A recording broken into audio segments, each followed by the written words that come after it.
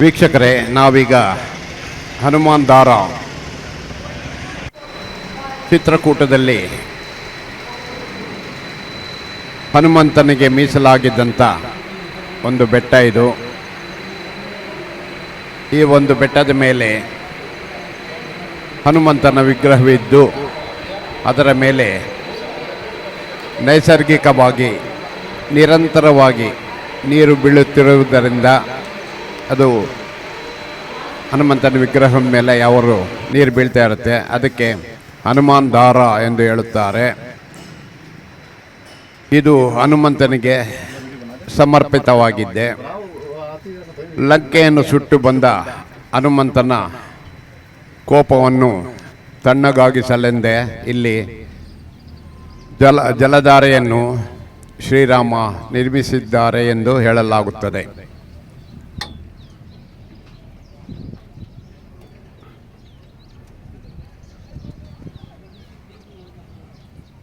ಈ ಒಂದು ಸುಂದರ ಜಾಗಕ್ಕೆ, ಬೆಟ್ಟಕ್ಕೆ ನಾವು ನಡ್ಕೊಂಡು ಬೇಕಾದ್ರೆ ಹೋಗ್ಬೋದು.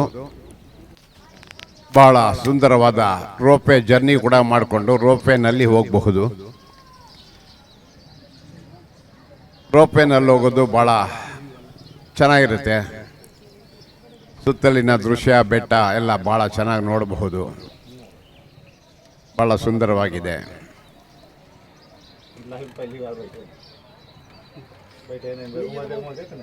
ರೋಪೇ ಚಾರ್ಜ್ ಕೂಡ, ದುಡ್ಡು ಕೂಡ ಅಂತ ಜಾಸ್ತಿ ಏನಿಲ್ಲ.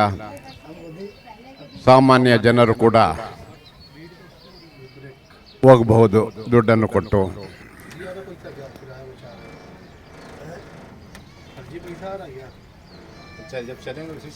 ರೋಪೆಯಲ್ಲಿ ಕುಳಿತ ನಮಗೆ ಸಿಕ್ಕಂತ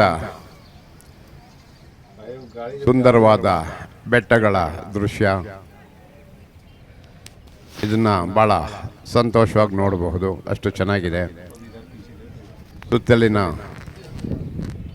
ಪರಿಸರ ಎಲ್ಲ ಭಾಳ ಚೆನ್ನಾಗಿ ಕಾಣುತ್ತೆ. ಹಾಗೆ ಮುಂದುವರಿತಾ ಬಂದರೆ ಹನುಮಾನ್ ದಾರ ಈ ಒಂದು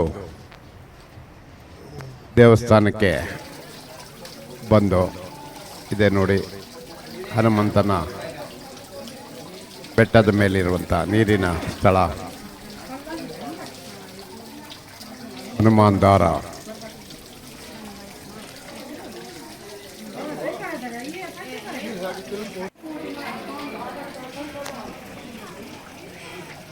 ಇದು ನಿರಂತರವಾಗಿ ಬೀಳ್ತಾ ಇರುತ್ತೆ ನೀರು. ಇಲ್ಲಿ ಹನುಮಂತನ ಒಂದು ಮೂರ್ತಿ ಕೂಡ ಇದೆ. ಆ ಮೂರ್ತಿಯ ಮೇಲೂ ತಲೆ ಮೇಲೆ ಈ ಒಂದು ಪವಿತ್ರ ನೀರು ಬೀಳ್ತಾ ಇರುತ್ತೆ.